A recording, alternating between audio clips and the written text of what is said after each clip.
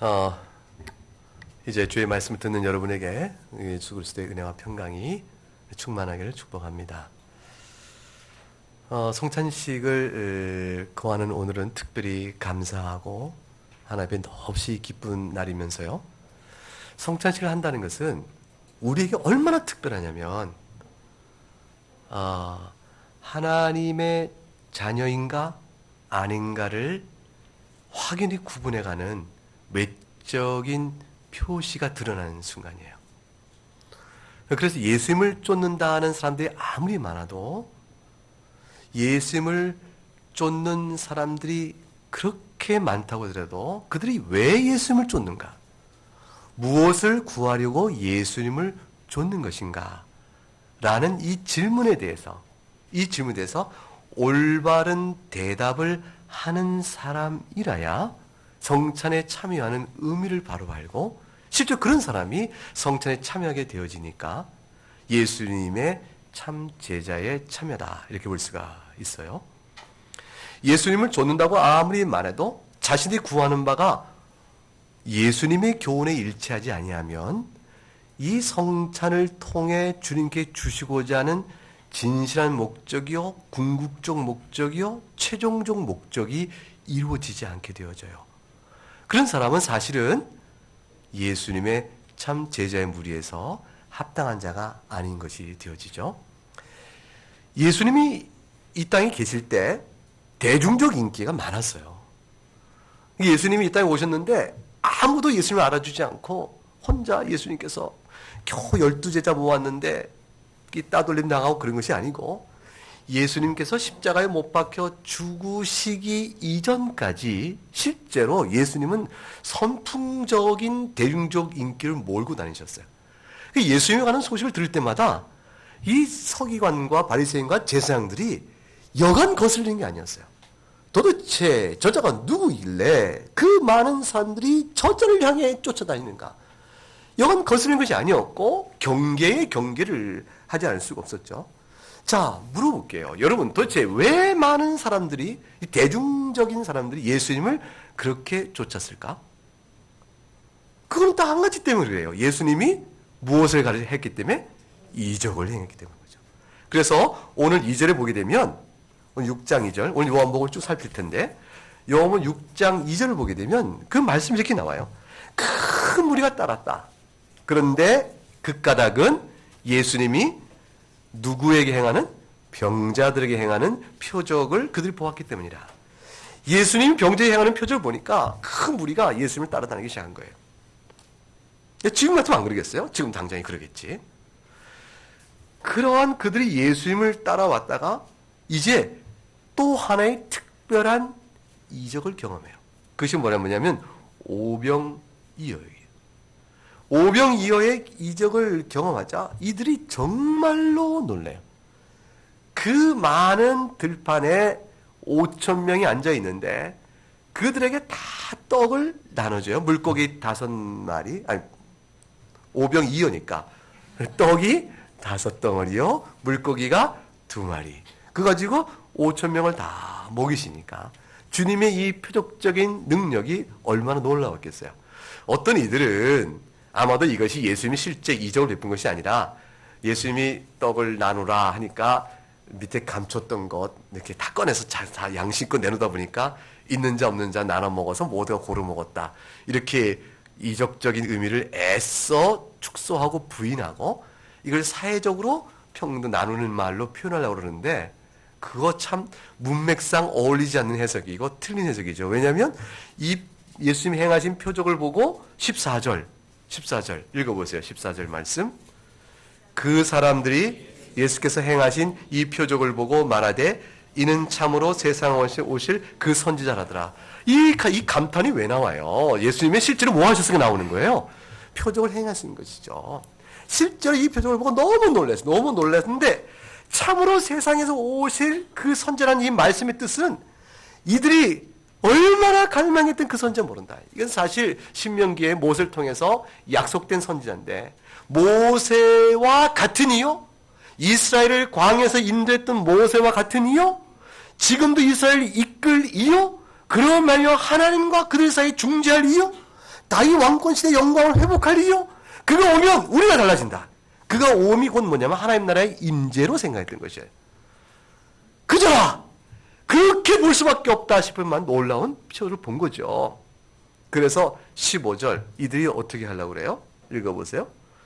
그러므로 예수께서 그들이 와서 자기를 억지로 붙들어 임금으로 삼으려는 줄 아시고 다시 혼자 산으로 떠나가시니라.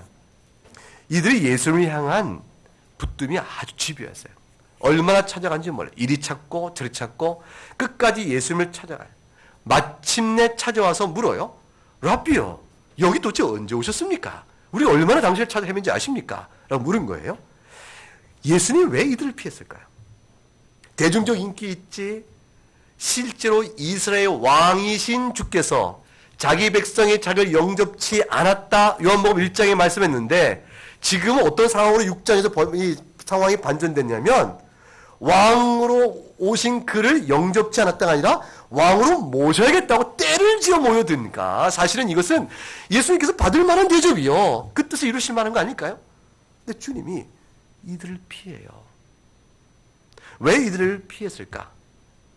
그 까닭은 26절에 예수님이 피하신 그 이유가 나와요. 읽어볼까요? 예수께서 대답하여 이르시되 내가 진실로 진실로 너희에게 이르노니 너희가 나를 찾는 것은 표적을 본 까닭이 아니요 떡을 먹고 배부른 까닭이로다. 즉 저들에게 주님께서 표적을 행하셨어요. 표적이란 표는 가리키는 뜻이 따로 있다는 것이에요.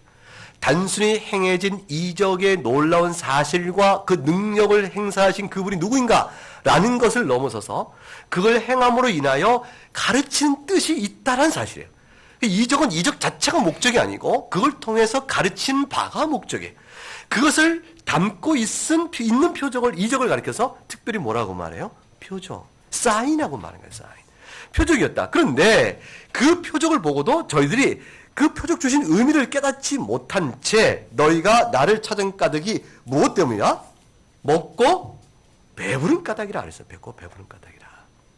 결국 예수님이 그들을 피한 까닭은 예수님이 행하신 모든 이적은 그 자체가 목적이 아니요 그들이 먹고 배부른 육적인 만족을 위하여 이 땅에 오신 것이 아니기 때문에 저들이 그것을 목표로 또는 목적으로 하여 주님을 임금 삼으려는 것은 애초에 주께서 이 땅에 오신 본래 목적에 심대히 어긋나거나 어긋날 뿐만 아니라 아예 충돌되어져서 주께서 본래 오신 목적을 훼손하며 뒤틀어버리기 때문에 그런 것입니다.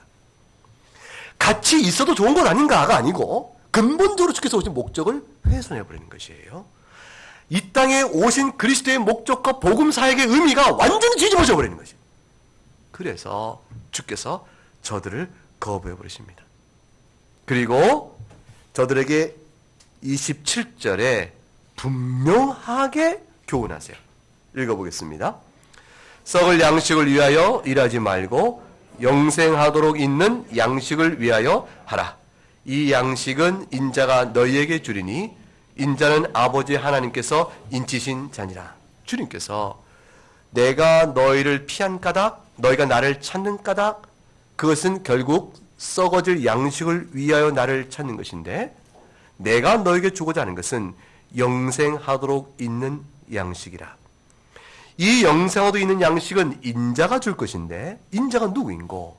하나님 아버지께서 인치신 자라. 이 인치자는 말은 하나님 아버지께서 보내신 자란 뜻이에요. 하나님께서 내가 이 자를 보낸다고 하나님께서 입증해 준 자라 그런 뜻이에요. 하나님께서 보내시면서 과연 내가 보낸 사자라 하고 인정을 해주신 자라. 이 누가 인정하신 자? 누가 이분이에요? 이 예수님이시라. 예수님 이분이 이러신 것은 예수님이 세례 받을 때에 이미 그 사실이 증거된 것이죠. 하늘에서 음성이 나서 뭐라고 그랬어요? 이는 사랑하는 내 아들이요 그러니 너희는 저의 말을 들으라 하심으로 이미 인쳐준 사건이 있었던 것이죠. 하나님께서 보내신 자라는 사실을 유대인들이 예수님을 따라서 그를 임금 삼으려 했던 유대인들이 알았어요? 몰랐어요? 하나님 보내신 자를 알았어요, 몰랐어요? 이게 몰랐다고 할 수도 없고 알았다고 해야 만든 분명한 자기 증언이 있어요. 뭐냐면 아까 뭐라고 그랬다고요? 예수님이 오병이어의 기적을 베푼 걸 보고 6장 14절에 뭐라고 말했다고요? 이는 참으로 뭐예요? 세상에 오실 그 선지자라 그랬어요. 이 말은 무슨 말이에요? 하나님께서 보내신 자가 아니면 누구도 이 표적을 행할 수 없는데 이 자가 이 표적을 행했으니 이가 바로 하나님께서 이스라엘을 위하여 이 세상에 보내신 바로 그분이 아니겠는가? 라는 고백을 한 거죠. 자기들 나름의 관점과 목적에 따라서 한 것이긴 하지만 예수님이 행하신 일은 필경 그들 마음속에 하나님께서 보내신 자라야 이 일이 있을 것인 사실을 인정하지 않을 수가 없었던 것이죠.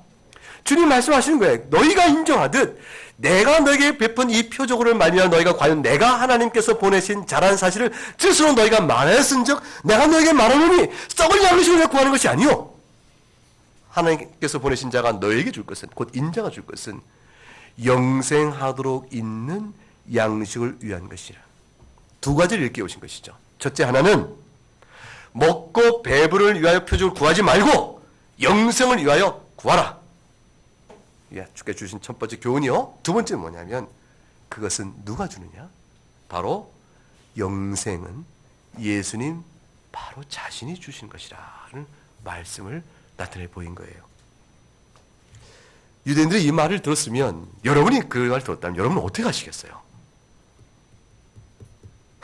그럴 거예요? 아니면 어떻게 하시겠어요? 주여 제가 그것을 원하나이다. 이렇게 예수님께 구하지 않겠어요? 어떻게 하실까? 유대인들은 어떤 반응을 보였나요? 28절 읽어보십시다. 그들이 묻되 우리가 어떻게 하여야 하나님의 일을 하오리까? 이 말이 어떻게 느껴져요? 아니 뭐야 썩을 양식을 우리가 구한다고? 아니 영생하도록 있는 양식을 영생? 영생이라면 그렇다면 결국 하나님 앞에서 하는 것인데 그러면 하나님 앞에서 무엇인가 우리가 해야 되는 거 아니겠는가? 무슨 일을 해야 영생을 얻는다는 것이지? 저자가 지금 무슨 말을 하는 것인가? 우리가 구한 것은 만나 같은 것이요. 그것을 보고 우리가 실제 오병이의 기적을 체험했으니까. 그걸 당신을 임금사 우리 그걸 또 이적을 베푸소서라고 말하는 것인데 저자가 썩을 양식을 우리 구한다고 우리를 책하는가? 그리고 영생하도 있는 양식을 주겠다? 아니 인자가 준다니 아니 영생이라면 하나님 앞에서 우리가 무엇을 해야 되는 것인가? 뭔가를 해야 돼야 얻는 것이 아니겠는가? 이들이 평소에 마음속에 가졌던 늘 생각은 뭐예요? 기반에 영생 얻으려면 무엇을 하여야 한다라는 기본적 생각이 늘 깔려 있는 것이죠. 그러니까 주님의 교훈을 듣고 주여 그 영생을 당신이 주신다면 우리가 당신에게 받겠나이다. 우리가 어떻게 하면 당신이 그걸 받을 수 있겠나이까? 라고 주 앞에서 나오는 것이 아니고 자신이 본래 가졌던 생각으로 도 전환해서 주님께 우리가 어떻게 하여야, 이 어떻게 하는 것은 무엇을 하여야 그 뜻이에요. 우리가 무엇을 하여야 하나님 일을 하오리까? 라고 되물은 거예요. 예수님께서는 이에 대해서 29절에 앞서 말씀했던 내용을 다시 풀어 말씀하십니다. 29절 읽어보십시다. 예수께서 대답하시어 이르시되 하나님께서 보내신 일을 믿는 것이 하나님의 일이니라 하시니 주님께서는 그냥 단순히 27절의 말씀대로 인자는 하나님께서 인치시냐니 인자가 양식을 준다. 그리고 말씀하시면서 그를 믿으라 라고 말씀한 것입니다. 그러면 뭐라고 해야 될까요? 주여 우리가 믿나이다. 이렇게 나오면 그 양식을 받는 거 아니겠어요? 그런데 30절에 읽어보십시다. 뭐라고 얘기합니까? 그들이 묻되 그러면 우리가 보고 당신을 믿도록 행하시는 표적이 무엇이니까? 하신 일이 무엇이니까? 여러분 왜 이렇게 물었을 거예요? 다시 뭘 찾았어요? 뭘 구하고 있습니까? 표적이에요. 여러분 이렇게 물은 까닭이 도대체 무엇일까요? 그들이 예수를 쫓은 까닭이 사실 무엇 때문이었죠? 병자를 고치는 표적을 보았기 때문이요. 또한 무엇 때문이었죠? 오병이어를 체험하고 이제 참으로 예수님의 말로 세상에 보내신 바로 그 선지라고 확신하지 않았어요? 이런 확신을 했던 자들이 도대체 표적을 또 보이라고 요구해야 된 까닭이 도대체 뭐냐 그 말이에요. 도대체 그 이유가 도대체 무엇일까? 이미 자전제 속에서 예수님이 하나님께 보내시기에 합당한 능력의 사람이 아닐 수 없겠다는 나름의 판단을 갖고 있었던 자들일 터인데 표적을 다시 보이라고 요구하는 까닭이 도대체 무엇일까? 그것은 예수님께서 저들에게 너희가 표적을 구하게 된 까닭이 나를 임금 삼으려 한 까닭이 먹고 배부른 데 있다. 참으로 하나님이 너에게 주시고자 하는 것을 너희가 구하지 않는다라고 주께서 책망하고 들어갔기 때문이에요. 예수님께서 너희가 나에게 와서 썩을 양식을 구하는구나. 그러나 실로 하나님께서 세상에 보내실 선지자여 너희가 인정한 그런 자가 줄 것은 영생하도 있는 양식이니 너희가 육체를 위하여 먹고 배부를 것을 구할 것이 아니라. 이렇게 주님이 교훈하시자 저들은 예수님께 자신들이 기대했던 바를 얻을 수가 없게 됐다는 사실을 알게 되어져요.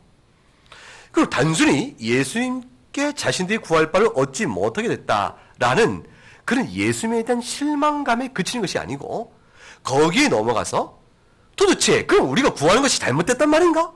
라는 식에 대한 강한 신학적 토론과 의문이 벌어지게 되는 것입니다. 다시 말하면 당신이 어찌하여 먹고 배부르다고 말하며 우리 구하는 것이 잘못된다는 식으로 우리를 책망하는 거요. 먹고 배부른 것을 하나님이 보내신 그 선지자에게 구하는 것이 무엇이 잘못된 것인가? 마치 먹고 배부른 것을 구하는 것은 잘못이요? 먹고 배부르지 아니하는 썩지 않은 그 썩을 양식을 말하며 당신이 말하는 다른 무엇이 있는 것처럼 말하는데 세상에 모세도 우리에게 먹고 배부르고 떡을 준 거 아닌가? 당신이 모세 더 나은다는 말인가? 무슨 소린가? 하나님이 보내실 세상에 보내실 선지자가 우리를 위해 주식 줄 것이 먹고 배부른 것이 아닌 무엇이란 말인가? 라는 강한 신학적 도전이 들어오기 시작한 것이에요. 31절 30절에 우리가 당신을 믿도록 하신 표적이 무엇이니까? 하신 일이 무엇이니까? 라고 묻고 31절에 이어 말하기를 이렇게 말했잖아요. 읽어볼까요? 기록된 바 하늘에서 그들에게 떡을 주어 먹게 하였다함과 같이 우리 조상들은 광야에서 만나를 먹었나이다. 무슨 말을 하는 것이죠? 두 가지 요점이죠. 첫째 하나는 우리 조상들이 광야에서 만나를 먹었다. 근데 그 만나를 바로 모세를 통해 주지 않으셨느냐. 먹을 것 주신 것이 아니냐 하나님께서. 그러니 하나님께서 모세 같은 선지자를 보내면 마땅히 광야에서 조상들의 먹을 걸 준 것처럼 그도 우리에게 먹고 배불 걸 줄 것이라. 그 신학적으로 맞는 일 아니냐. 우리 구하는 것이 무엇이 잘못됐다고 체크하는 것이냐. 또 하나는 그렇게 먹고 배부른 것을 주는 것이 바로 하늘에서 내리신 표적의 증거가 아니겠느냐.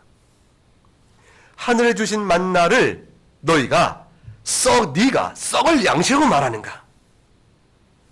결국 31절에 하늘에서 그들에게 떡을 주어 먹게 했다는 말 속에는 두 가지 의미가 있는 것이에요. 하나는 실제로 육신을 배부른 떡을 주었다라는 사실과 두 번째는 육신을 먹고 배부르게 주는 떡을 준 것도 그 자체가 바로 하늘에서 내려진 표적이니라.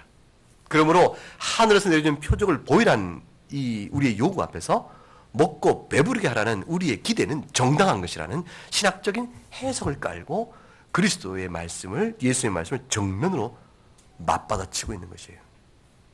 이건 신학의 문제입니다. 유대인들이 기대했던 메시아는 어떤 분이시고 주께서 약속했던 메시아는 그들에게 무엇을 주러 오시는 것인가? 그 이해의 차이에 현격한 차이가 있었던 것이에요. 이 세상을 위한 메시아인가? 아니면 이 세상의 정욕을 위한 메시아가 아니요, 이 세상에서 죄사함 은을 입어 주 앞에 나와 거룩함을 입어 세셈이 없는 그런 영혼을 세우게 하는 은혜의 하나님 나라인가? 이 자체의 정면적 충돌이 있었던 것입니다. 예수님의 답변이 궁금하죠? 궁금하지 않아요? 32절과 33절 말씀을 읽어보시기 바랍니다. 예수께서 이르시되 내가 진실로 진실로 너에게 이르노니 모세가 너에게 준 하늘로부터 떡을 준 것이 아니라 내 아버지께서 너에게 하늘로부터 참떡을 주시나니 하나님의 떡은 하늘에서 내려 세상에 생명을 주시는 것이라. 하나는 첫째, 예수님 답변 역시 두 가지로 답변하십니다. 첫째, 모세가 준 것이 아닐세. 누가 준 것이라? 하나님 아버지께 주신 것이라. 주신 분이 누군가를 말합니다. 그리고 두 번째, 자네들이 떡이라 했는데 하늘로부터 내린 참떡을 준다고 참자를 붙이셨어요. 참떡을 붙이심으로 인해서 모세가를 통하여 주님께 주신 참떡, 하나님께 내리신 참떡은 먹고 배부른 것이 아니라 그 떡으로 말미암아 실제로 하나님께서 나타낸 표적이 있으니 그 표적은 하나님께 내려주시는 하늘 양식은 실제로 영혼을 살리는 것이라 라는 것을 일깨워 주시기 위한 것이었어요. 하나님의 떡은 하늘에서 내려 세상에 생명을 주는 것이라 했어요. 이 생명은 육체 생명이 아닙니다. 먹고 배부르도 하기 위해 주신 것이 아니요. 이걸 통하여 가리키는 표적이 있으니 실제로 만나를 주신 것은 너희가 먹고 배부름만이 아니라 하나님의 말씀으로만 사는 것을 깨달아 정령코 제3의 은혜를 베푸시는 영생에 참된 것을 주시기 위한 것이었다. 그것을 말씀하는 것이에요. 하늘에서 내려준 떡이 되려면 영혼의 양분을 주는 것이야. 육신의 양분을 주는 것에 그치는 것이 아니고 영혼의 양분을 주시는 것이야.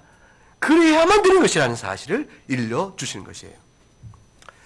시편 78편을 열어보세요. 시편 78편.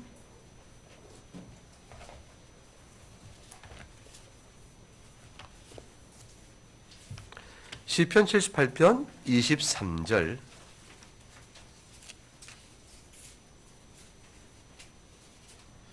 23절과 24절 말씀 읽어보겠습니다.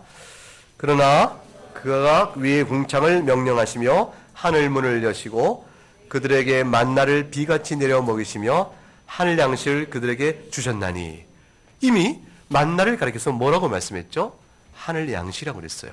근데 주님께서 만나가 하늘 양식이 아니다라는 식으로 지금 답변하시고 하나님께 내려주신 참떡이라야 하늘 양식이라 이렇게 말씀하신 내용 속에는 유대인과 시편 78편의 해석에 대한 충돌이 있는 거 아닐까?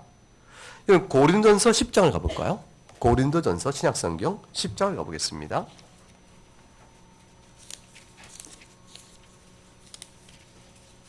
10장 3절에 가게 되면 2절과 3절을 같이 읽어보십시다. 시작. 모세에게 속하여 다 구름과 바다의 세례를 받고 다 같은 신령한 음식을 먹으며, 다 같은 신령한 음식을 먹으며 무엇을 뜻하죠? 만나를 뜻해요. 만나를 가리켜서 뭐라고 했습니까? 신령한 음식이라. 그러면 유대인들이 우리가 모세를 통해서 하늘의 양식을 먹었고 신령한 양식을 이미 먹었다. 그래서 먹은 것이 분명하거늘 어찌하여 먹는 것이, 그렇게 먹는 우리가 구한 것이 썩을 양식으로 말하는가? 어찌해서 만나를 가리켜 하늘 양식이요 신령한 음식이 모세를 통해 주었다는 사실을 마치 부인한 듯이 모세가 내려준 것이 아니라 신령한 양식은 하늘에서 내린 양식은 하나님 주시니 하나님이 주시는 하나님의 주시는 하늘 양식은 참떡이요 생명을 살리는 것이라 이렇게 말하는가? 라고 되물을 수도 있죠. 그런데 주님께서 하신 요점은 아까 말씀드린 그거예요. 유대인들이 만나를 주신 바 된 표적의 의미를 제대로 알았다면 시편 78편과 고린도전서 10장의 말씀의 뜻이 그대로 표현될 수가 있는 것입니다. 신명기 8장 3절에 그 말씀이 나오는 것이에요. 열어보세요. 신명기 8장 3절.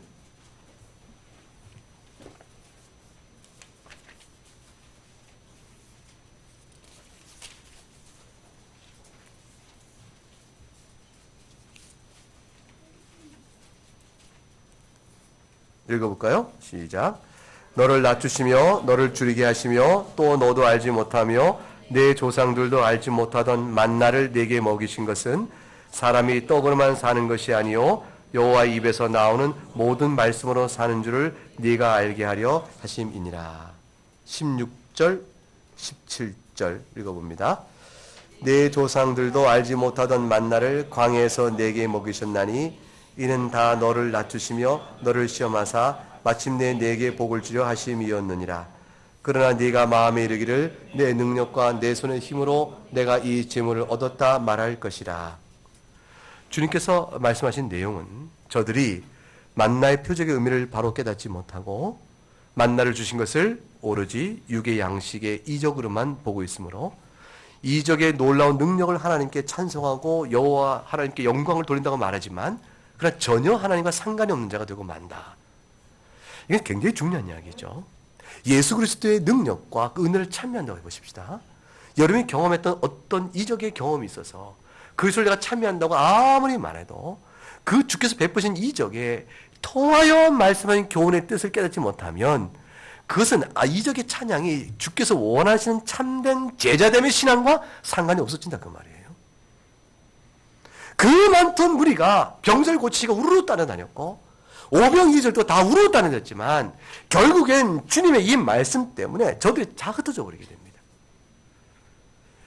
그리스도를 통해 나타난 하나님의 능력이 그걸 통해 말씀하시는 참된 의미, 생명을 살리는 영혼의 양식이요 죄사함의 은총을 위하여 베푸시는 그리스도의 오심의 참된 뜻을 모르면 아무 소용이 없는 것이에요.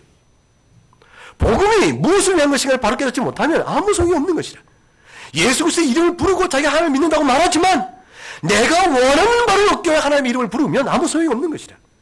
우리 욕망과 육적 욕구를 위하여 하나님의 능력을 빌어쓰는 것이 아니요 죄 가운데 있는 우리들을 불러내셔서 하나님의 자녀 삼으시는 하나님의 통치가 있어지는 임하는 것이 주의 복음의 권세이기 때문에 말씀 앞에 엎드려야 되고 말씀을 통해 자기를 드러나 봐야 되고 그걸 통해 죄인된 것을 부르시는 주님의 거룩한 용서와 망극한 긍휼 앞에서 엎드려야 되는 것인데 오직 비범하며 영통 있는 목사를 쫓아다닌다. 그 되겠어요? 안 되겠어요?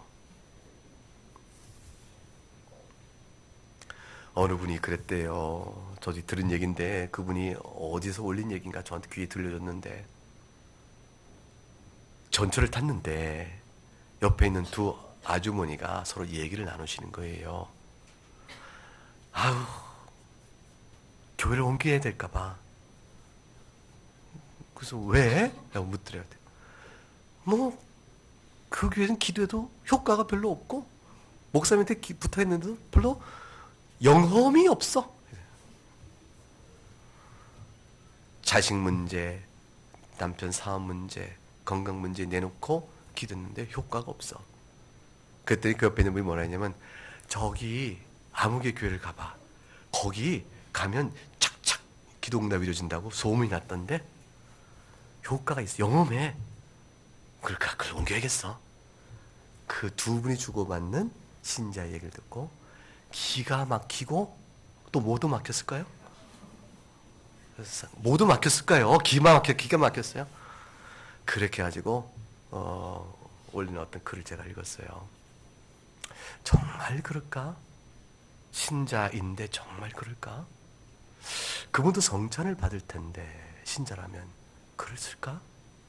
그분도 세례를 받았다면 신자됨의 의미가 뭔지 알았으면 정말 그랬을까?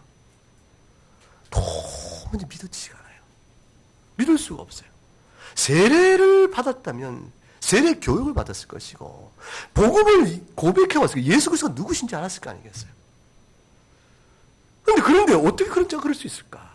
그 신앙은 교회에서 행하는 성찬을 대할 때마다 분명히 믿음의 고백이 초점이 어디에 있었기 때문에 그랬을까? 도무지 이해가 납득이 되지 않는 일이죠. 그런 일이 만일 우리 가운데 있다면 전혀 잘못된 신앙이에요. 예수 그리스도와 상관이 없는 신앙이 됩니다.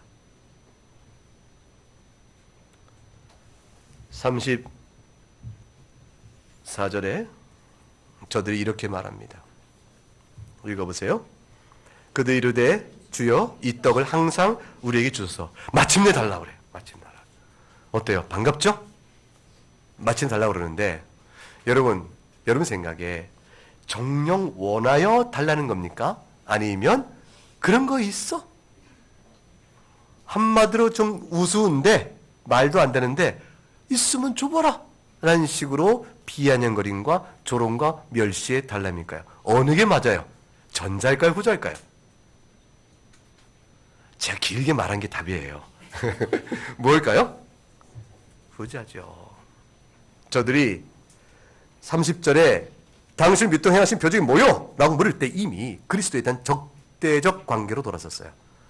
예수님에 대한 표적을 다 보고 자신이 원할 걸 얻겠다 싶을 땐 예수님을 선지자, 왕이라 세웠지만 원할 수 없는 순간, 자신이 원하는 바가 잘못됐다고 질책하는 순간 신학적 대립이 되면서 예수님과 등 돌린 저들은 예수님의 되풀이된 모든 말씀에 대하여 저들은 듣지 않습니다. 34절에 이 떡을 주여, 그렇다고 우리 항상 주리에 주소서 라는 말은 비아냥거림이에요. 거부의 말, 불신앙의 태도예요. 왜 그러냐면 36절에 주께서 뭐라고 대답했어요? 읽어보세요. 그러나 내가 너희에게 이르기를 너희는 나를 보고도 믿지 아니하느라. 저들이 주여 내가 이제 깨달았습니다. 주님께서 32절, 33절 하나님의 떡은 하늘에서 내려 세상에 생명을 주는 것이라 이 말을 듣고 나니 제가 모세를 통해 주신 만나의 의미를 잘못 깨달았습니다. 내가 이제 말씀을 듣고 깨달았으니 주여 우리의 허물을 용서해 주시고 우리에게 하늘에서 말씀하신 그 참떡을 우리에게 주소서, 이렇게 구하는 것이 결코 아니라 그 말이에요. 비아냥거림이요 불신앙입니다. 그들의 질문에 대해서 예수님이 이제 확실하게 말씀해 주시죠. 내가 생명의 떡이라. 내게 오는 자 곧 나를 믿는 자는 줄이지 아니할 것이요 영원히 목마르지 아니할 것이라. 35절에 주님께서 분명하게 풀어주셨어요. 그리고 말씀하시기를 오직 예수 그리스도로 말미암지 않고는 누구도 영원한 생명이요 부활의 생명을 누릴 수 없음을 다시 확인해 주십니다. 그리고 그리스도를 믿고 그에게 나오는 자라면 비로소 그에게는 영생이 주어질 것임을 약속하셨어요. 40절을 읽어보시기 바랍니다. 시작. 내 아버지 뜻은 아들을 보고 믿는 자마다 영생을 얻는 이것이니 마지막 날에 내가 이를 다시 살리리라. 여러분 이 말씀 믿으십니까? 여러분 이 말씀을 믿는다면 여러분이 그 믿는 것은 여러분의 이성과 여러분이 예수님 말씀을 동의하마라고 동의해 준 것이 아니에요. 여러분이 이 예수 그리스도를 믿는 자마다 영생을 얻는 이 은혜가 주어진다는 사실을 믿게 된 것은 여러분이 바로 하나님의 자녀이기 때문에 그런 것이에요. 진정한 하나님의 자녀이기 때문에 예수 그리스도 이외에는 참된 복음에 합당한 열매요 영광이 주어지지 않는 사실을 깊이 진실이 마음에 깨달을 수 있게 되는 겁니다. 37절을 읽어보세요. 아버지께서 내게 주시는 자는 다 내게로 올 것이요 내게 오는 자는 내가 결코 내쫓지 아니할 것이라. 실로 주께서 결코 내쫓지 않는다 했으니 이 말은 무슨 말이냐면 우리가 아무리 허물이 많아도 주님이 정령껏 우리를 용납하신다 그 말이에요. 아무리 죄가 많아도 주를 의지하고 오는 자를 결코 외면하거나 냉정하게 대하지 않는다 그 말이에요.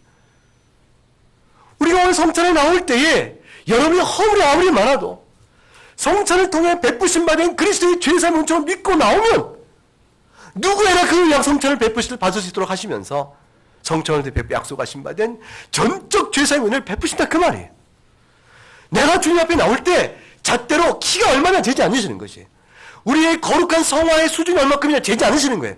예수의 죄사함은 여러분의 성화의 수준과 열매의 정도에 따라 달리는 것이 아니에요. 주께서 여러분을 거룩히 살아라고 말씀하시지만 거룩히 살 것을 신자됨에 마땅한 요구로 말씀하시지만 주께서 우리 가운데 그 거룩의 열매를 맺도록 열심히 하시지만 성령께서 우리 가운데 살아계셔서 능동적으로 열심히 하시지만 그러나 쉬지 않고 하신 그분께서 자신이 우리 가운데 행하심으로 나타난 거룩한 행실을 근거로 죄사함에 합당한가 아닌가를 판단하지는 결코 않으시는 것이에요. 우리를 절대로 내쫓지 않으십니다. 우리에게 바라시는 것은 정령코 썩을 양식을 구하는 믿음이냐 아니면 죄사함에 은총을 주시는 하늘에 내신 양식을 참으로 구하느냐 그 믿음을 바라시는 것이에요. 39절 40절에 읽어보십시다. 나를 보내신 이의 뜻은 내게 주신 자 중에 내가 하나도 잃어버리지 아니하고 마지막 날에 내가 다시 살리는 이것이니라. 내 아버지의 뜻은 아들을 보고 믿는 자마다 영생을 얻는 이것이니 마지막 날에 내가 이를 다시 살리나 하시니라. 이제 이 말을 듣고 본격적으로 저항이 나타납니다. 41절 42절입니다. 수군대기 시작합니다. 아니 42절 요셉의 아들 예수가 아니냐? 그 부모를 우리가 다 알지 않은가? 저자가 지금 어찌 하늘에 내려왔다 하는가? 예수님에 대한 거친 저항이 나오기 시작합니다. 이제 요셉의 아들 예수다.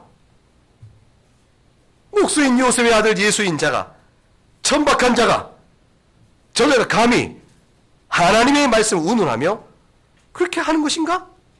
두 번째, 그런 자가 하늘에 내려왔다고 말하는가? 이거는 거의 신성 모독이여 스스로 선지자요? 자신 하늘의 원자를 자처하며 우리가 알고 있는 바에 하나님의 계명을 억으로 틀으니 저들을 살려야 될 짠가? 라는 식의 심각한 위기로 몰아가는 겁니다. 그래야 자신들이 사는 것이거든요.